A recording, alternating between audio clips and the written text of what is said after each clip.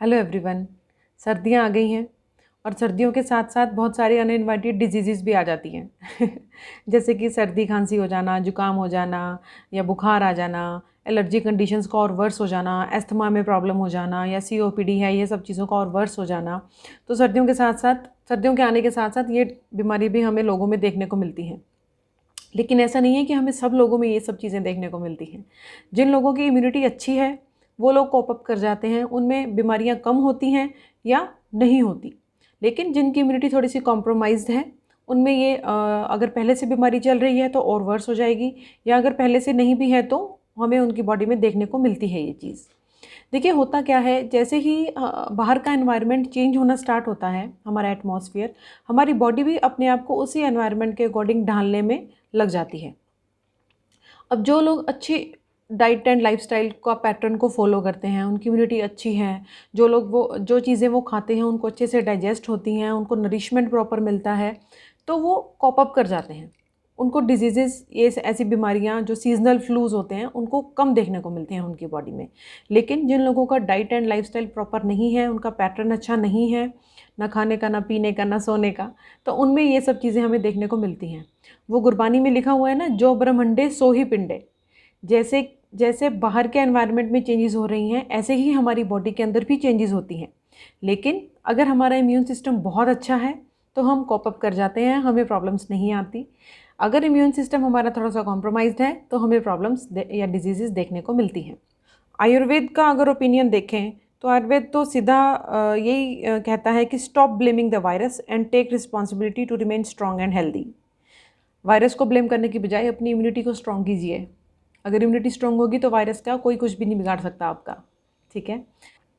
आयुर्वेद के सिद्धांत के अकॉर्डिंग स्वस्थस्य स्वास्थ्य रक्षणम आतुरस्य विकार प्रशमनम च, मतलब जो पहले से स्वस्थ है उसके स्वास्थ्य की रक्षा करना, और अगर बीमारी आ गई है तो उसके विकार का प्रशमन करना, मतलब उसकी जो डिजीज़ है उसको ठीक करना। आयुर्वेद इन्हीं दो प्रिंसिपल्स के ऊपर काम करता है। जो ऑलरेडी पहले से हेल्दी हैं उनको अपनी हेल्थ को किस तरह से मेंटेन करना है, इस चीज़ के बारे में बहुत अच्छे से डिटेल में बताया गया है आयुर्वेद में। और अगर बीमारी आ गई है तो आयुर्वेद ना सिर्फ उस बीमारी को ठीक करता है बल्कि उसके अगेंस्ट बॉडी के अंदर इम्यूनिटी भी पैदा करता है। ठीक है। बहुत सारे लोगों का ये मानना है कि जब हमें कोल्ड हो गई है, बैक्टीरियल इन्फेक्शन हो गई है या वायरल इन्फेक्शन हो गई है, अब तो हमें एलोपैथिक मेडिसिन लेनी पड़ेंगी, और लोग लेते भी हैं, बहुत वास्ट स्केल पे लेते हैं। लेकिन इस चीज़ को आपको ध्यान में रखना चाहिए कि इन मेडिसिन के बहुत साइड इफ़ेक्ट हैं जो कि आपको देखने को भी मिलते हैं। जैसे कि आपने एंटी एलर्जिक खाई तो आपका माउथ ड्राई रहने लगेगा, आपको नींद ज़्यादा आएगी, आपकी धड़कन बढ़ेगी, चिड़चिड़ापन बढ़ेगा, कई लोगों में तो वॉमिटिंग्स और डायरिया भी देखा गया है। तो कोई भी मेडिसिन, कोई भी केमिकल आपके अंदर जाता है तो उसके साइड इफ़ेक्ट्स ज़्यादा होते हैं बजाय इसके कि उसका आपको फ़ायदा हो। ये एंटी एलर्जिक्स हैं या जो एंटीबायोटिक्स हैं, ये आपके इम्यून सिस्टम को सबसे पहले सप्रेस करते हैं, उसके बाद जो डिजीज़ है उसको भी सप्रेस कर देते हैं ये। तो बीमारी को जड़ से निकालने की बजाय ये बीमारी को ही बॉडी के अंदर दबा देते हैं। तो उसका आप खुद सोचो, अब उसका फ़ायदा होगा या नुकसान होगा। तो आयुर्वेद क्या करता है, जो आपकी आपको बीमारी हुई है उसको आप उसके जो टॉक्सिन्स बने हैं आपकी बॉडी के अंदर उसको पहले डाइजेस्ट करेगा। डाइजेस्ट करके जो डाइजेस्ट हो जाएंगे ठीक है, जो नहीं डाइजेस्ट हुए उनको आपकी बॉडी से एलिमिनेट कर दिया जाएगा, उनको टॉक्सिन्स को फ्लश आउट कर दिया जाता है। तो this is how Ayurveda works. ठीक है। ये जो अब बात करें अगर कफ और कोल्ड की, तो this condition is completely dependent on how well you reduce vata aggravating and kapha accumulating life and diet and lifestyle. ये मेन दो दोष हैं जिनकी वजह से कफ कोल्ड जैसी कंडीशंस हमारी बॉडी के अंदर बनती हैं, एक वात और एक कफ। जब ये दोनों इम्बैलेंस हो जाते हैं तब ये हमें कंडीशन सिचुएशंस देखने को मिलती हैं। ठीक है। जो वात और कफ है ये बहुत सेंसिटिव हैं कोल्ड वेदर से, कोल्ड फूड से और कोल्ड वाटर से, क्योंकि इनकी प्रॉपर्टीज़ ही ऐसी हैं। जैसे कि वात है, वात लाइट है, कोल्ड है, ड्राई है, सेंसिटिव है। अब ये जो गुणों वाला जो दोष है, अगर इन गुणों के साथ हमारा लाइफस्टाइल भी ऐसा जुड़ जाए जो और वात को एग्रीवेट करे, जैसे कि प्रॉपर नींद ना आना, या बहुत लंबा ट्रैवल कर लेना, या बहुत ज़्यादा लैक ऑफ रेस्ट हो जाना, ठीक है, या अल्कोहल की कंजप्शन बहुत ज़्यादा हो जाना, या आप कॉफ़ी की एक्सेसिव इनटेक कर रहे हैं, साइकोलॉजिकल स्ट्रेस हो रहा है, या आपकी एज बढ़ रही है, यू आर एजिंग, तो इन सब कंडीशंस में जो वात की कंडीशन है, जो वात दोष है, वो बहुत ज़्यादा बढ़ा हुआ होता है और सम केसेस में ये विकृत भी होता है। और अगर कफ की बात करें तो kapha being cold, heavy and damp accumulates in the gut, हमारी आंत के अंदर ये इकट्ठा होना शुरू हो जाता है, एंड द रेस्पिरेटरी सिस्टम, आंत और फेफड़ों में ये हमारे इकट्ठा होना शुरू हो जाता है। और अगर इसके ऊपर हम ज़्यादा चीज़ी फूड खाते हैं, बटर खा रहे हैं, दूध या डेयरी प्रोडक्ट्स ज़्यादा ले रहे हैं, या ठंडे खाने ले रहे हैं, और इसके साथ साथ हमारा जो लाइफस्टाइल है वो भी ठीक नहीं है। लाइफस्टाइल मतलब कि लैक ऑफ एक्सरसाइज है, हम प्राणायाम नहीं कर रहे हैं, हमारी लाइफ में कोई योगा नहीं है, कोई वॉक नहीं है, कोई जॉगिंग नहीं है, तो ये सब चीज़ें इस कफ को और बढ़ने में हेल्पफुल होती हैं। अब बीइंग अ कोल्ड एंड डैम्प गट, जहाँ पे वात से रिलेटेड भी जितने भी प्रॉब्लम्स हैं वो भी आ गई, तो एक ये परफेक्ट एनवायरनमेंट बन जाता है हमारी गट के अंदर डिजीज़ को पैदा करने का, कफ को पैदा करने का, कोल्ड को पैदा करने का, ठीक है। A cold and damp gut is a perfect environment for toxic accumulation in the gut which severely compromises one's immunity. बात सारी इम्यूनिटी पे आके रुक जाती है। अगर इम्यूनिटी अच्छी है तो भैया सब कुछ अच्छा है, इम्यूनिटी ख़राब है तो बीमारियाँ ही बीमारियाँ हैं। तो मैं हमेशा अपनी हर वीडियो में ये बात बोलती हूँ कि start working on the root cause of a disease, जो है इम्यूनिटी, ठीक है। इम्यूनिटी अगर ठीक है तो सब कुछ ठीक है। See when you are stressed and tired, जो कि वात को एग्रीवेट करता है, and there pre-exists a damp, cold, toxic gut. The two will trigger susceptibility to catch cold and will even weaken body's ability to fight cold. ठीक है, तो वात और कफ को दोनों को बैलेंस करना है, दोनों एक दूसरे से इंटर रिलेटेड हैं, दोनों की प्रॉपर्टीज़ एक दूसरे से एकदम से मिंगल अप हो जाती हैं, जिसकी वजह से हमें कोल्ड जैसी कंडीशन देखने को मिलती है, ठीक है। So there are 2 simple Ayurvedic tricks to prevent और फाइट कोल्ड। पहला, keep a toxic free gut to keep kapha in balance. Toxins नहीं होनी चाहिए बॉडी के अंदर। मैंने पहले भी बोला कि टॉक्सिन्स को बॉडी के अंदर एक्यूमुलेट अगर हो भी गए हैं तो उनको सप्रेस नहीं करना है, उनको बाहर निकाल देना है, तो हमें टॉक्सिक फ्री गट को रखना है। दूसरा, promote good nutrition and rest to keep vata happy, ठीक है। न्यूट्रिशन अच्छा लेना है, रेस्ट लेना है प्रॉपर, वो सब चीज़ें नहीं करनी है जिनकी वजह से वात बढ़ती है, ठीक। तो ये तो मैंने आपको बताया कि कफ एंड कोल्ड की कंडीशन में आयुर्वेदिक पर्सपेक्टिव क्या है और किस तरह से आयुर्वेद हेल्प कर सकता है। अब बात करते हैं प्रिवेंशन की, किस तरह से कफ और कोल्ड को प्रिवेंट किया जा सकता है। देखिए, सबसे पहले तो try to eat a variety of vegetables in your diet. हर तरह का खाना आपको खाना है, सीजनल खाना है, फ्रेश खाना है और वार्म खाना है। उसके बाद खाने में गेहूं और डेयरी प्रोडक्ट्स को थोड़ा सा अवॉइड करना है, क्योंकि गेहूं और डेयरी प्रोडक्ट्स दोनों बहुत हैवी होते हैं डाइजेस्ट करने के लिए, और इस टाइम पे ऑलरेडी हमारी जो अग्नि है, जठरा अग्नि है, वो ऑलरेडी मंद हो जाती है due to the accumulation of vata and kapha into the gut.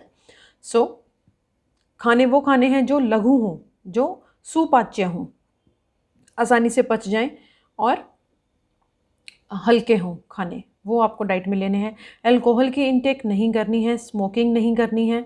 Alcohol को भी डाइजेस्ट करने में गट को अच्छा खासा स्ट्रेस लेना पड़ता है, इसलिए अल्कोहल की इनटेक को अवॉइड करना है। हाँ, आप लोग रेड वाइन ले सकते हैं खाने के साथ, वो भी खाने के बाद नहीं, खाने के पहले नहीं, खाने के साथ आप रेड वाइन ले सकते हैं। इनफैक्ट जो रेड वाइन है वो आपकी इम्यूनिटी को बढ़ाने में हेल्पफुल होती है।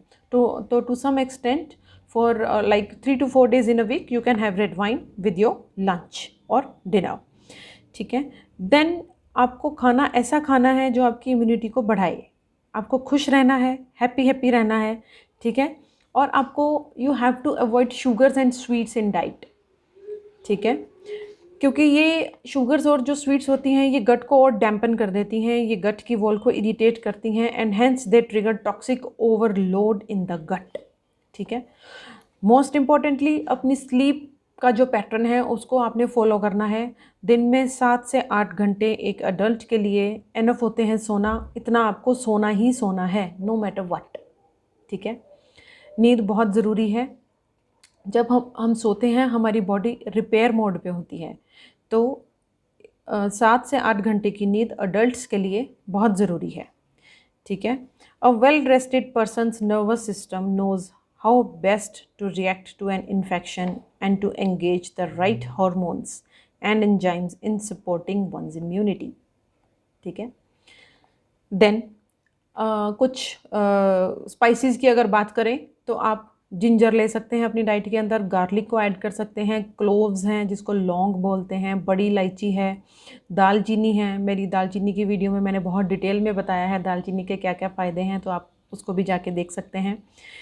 और ये इन सब चीज़ों में बहुत ज़्यादा एंटीऑक्सीडेंट्स होते हैं जो अगेन हमारी इम्यूनिटी को बढ़ाने में हेल्पफुल हैं। And one more thing I would say कि start eating green and orange coloured vegetables in your diet, because इनके अंदर रिच अमाउंट होता है विटामिन ए का और एंटीऑक्सीडेंट्स का, जो कि अगेन इम्यूनिटी के लिए बहुत हेल्पफुल है। स्पाइसेस में आप काइन पेपर ले सकते हैं, लॉन्ग पेपर है, ब्लैक पेपर है, होली बेसिल है, जिंजर है, टर्मेरिक है जिसको कि हम हल्दी भी बोलते हैं। इन सब चीज़ों को आप अपनी डाइट के अंदर इंक्लूड कर सकते हैं। अब एक और चीज़ जो बहुत ज़रूरी है कफ एंड कोल्ड की कंडीशन में, वो है कि हमें we have to stay hydrated. पानी की इंटेक खूब रखनी है। अब पानी कैसे लेना है, किस फॉर्म में लेना है? ठंडा पानी बिल्कुल नहीं लेना है, चाहे गर्मी हो सर्दी हो। अगर आपको कोल्ड और कफ की सिचुएशन हुई है तो आपको गर्म पानी पीना है। मैं ल्यूक वार्म वाटर भी नहीं बोल रही हूँ, मैं कह रही हूँ गर्म पानी पीना है, चाहे जितना गर्म पानी पीना है, ठीक है। तो उस पानी को चाहे आप मोटी इलायची डाल के उबाल सकते हैं, छोटी इलायची डाल के उबाल सकते हैं, या तुलसी के 5-6 पत्ते डाल सकते हैं, या कई लोगों के पास तुलसी के ड्रॉप्स पड़े होते हैं तो वो भी 1 या 2 ड्रॉप्स उसमें आप डाल के यू कैन कंज्यूम इट। अगर कुछ भी नहीं डालना चाहते तो सिर्फ गर्म पानी को सिप बाय सिप पीते रहिए एंड इट विल हेल्प। गर्म पानी क्या है? It is easier for the body to absorb other than the cold water, ठीक है। तो कोल्ड वाटर की बजाय गर्म पानी ज़्यादा अच्छे से डाइजेस्ट हो सकता है। Okay, then it flushes out immunity compromising ama, जिसको कि टॉक्सिन्स भी बोलते हैं, जिसकी मैंने पहले भी बात करी। जो अनडाइजेस्टेड फूड हमारी गट के अंदर एक्यूमुलेटेड रह जाता है उसको ये बाहर निकालने में हेल्पफुल होता है, क्योंकि वो स्निग्ध होता है। तो गर्म पानी से वो गर्म पानी जो है गट को अच्छे से क्लीन कर देता है। Then it hydrates your mucus membrane, और जो म्यूकस आपकी मेम्ब्रेन्स के अंदर चिपका हुआ है उसको बाहर निकालने में ये हेल्पफुल होता है। Then last but not the least, it pacifies the dry cold Vata dosha with its hot hydrating properties, ठीक है। तो ये तो हुई गर्म पानी की बात, ये तो आपको लेना ही लेना है। ये तो इनफैक्ट मैं कहूँगी कि आप रूटीन में भी इसको, चाहे आपको कोई प्रॉब्लम है या नहीं है, दिन में 1 या 2 बार you can have it. There is nothing wrong in having it, it will help. Then बात करते हैं आयुर्वेदिक रेमेडीज़ की। रेमेडीज़ क्या क्या हैं आयुर्वेद में? सबसे पहले तो आप जिंजर को ले लीजिए, अदरक, उसके कुछ पीसीस कर लीजिए, उसके अंदर 2 चुटकी कार्डेमम डाला, कार्डेमम यानी कि छोटी इलायची का पाउडर, 2 चुटकी सिनेमन डाला। इन सब का अच्छे से पेस्ट बना के इनको आपने गर्म पानी के अंदर डालना है, और ऊपर से 1 चम्मच शहद का ले लेना है, ठीक है। शहद डाल लेना है आपने। तो गर्म पानी में डालना है ये, और इसको कंज्यूम भी गर्म पानी के साथ ही करना है, ठीक है।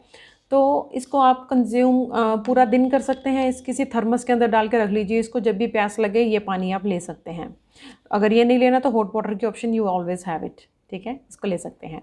देन आपके खाने के अंदर आपको कुछ स्पाइसेस को ऐड करना है जो कि आपको कफ कोल्ड की सिचुएशन से बचा सकते हैं, जैसे कि mixture of fine powders of black pepper, काली मिर्च, जीरा, सौंफ, धनिया और हल्दी। इन सबको इक्वल क्वांटिटी में लेना है आपको, और एक एयर टाइट जार के अंदर इसको, या इक्वल क्वांटिटी में लेके थोड़ा सा ड्राई रोस्ट करके इसको और ठंडा करके इसको मिक्सी में इसका पाउडर बना के अच्छे से एक एयर टाइट जार के अंदर इसको बना के रख लेना है। और जब भी आपने खाना खाना है अपनी स्पाइसेस एज अ स्पाइसेस आपने खाने के अंदर इस चीज़ को ऐड करना है। देन हनी मेन इंग्रेडिएंट है कोल्ड से बचने का। तो हनी के अंदर थोड़ा सा मुलट्ठी का चूरन डाल के और थोड़ी सी दालचीनी डाल के, यानी कि 1/4 चम्मच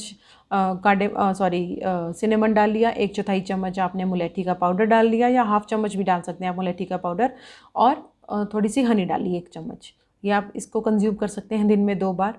या जिनको बहुत ज़्यादा कंजेशन हुई पड़ी है छाती में, तो उसके लिए मैं बताऊँगी कि आप घी में, जो देसी घी होता है हमारा गाय का, उसको बहुत अच्छे से गर्म करके उसमें आधा चम्मच काली मिर्च डाल के इसको कंज्यूम कीजिए। ये पुरानी से पुरानी कफ को भी ख़त्म कर देता है 3 या 4 दिन के अंदर।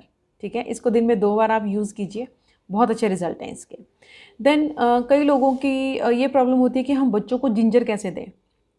जैसे कि ginger is highly recommended during cough and cold, लेकिन बच्चे जिंजर नहीं ले पाते हैं, वो उसको बाहर निकाल देते हैं बिकॉज ऑफ इट्स टेस्ट। तो क्या करना है, हमने पोमेग्रेनेट का जूस लेना है। पोमेग्रेनेट मतलब अनार, अनार का जूस हमने निकाल लेना है। उसके अंदर 1 चम्मच शहद डालनी है, उसके अंदर सिनेमन डालना है, कार्डेमम डालनी है और तुलसी। तुलसी के आप ड्रॉप्स डालें तो अच्छा है, अगर ड्रॉप्स नहीं है तो 5 या 6 पत्तों को आधा कप पानी में अच्छे से उबाल के उसको इसमें डाल दें और बच्चों को वो दे सकते हैं। और काली मिर्च भी इसमें आप ऐड ऑन कर सकते हैं अगर बच्चे आपके काली मिर्च ले सकते हैं तो।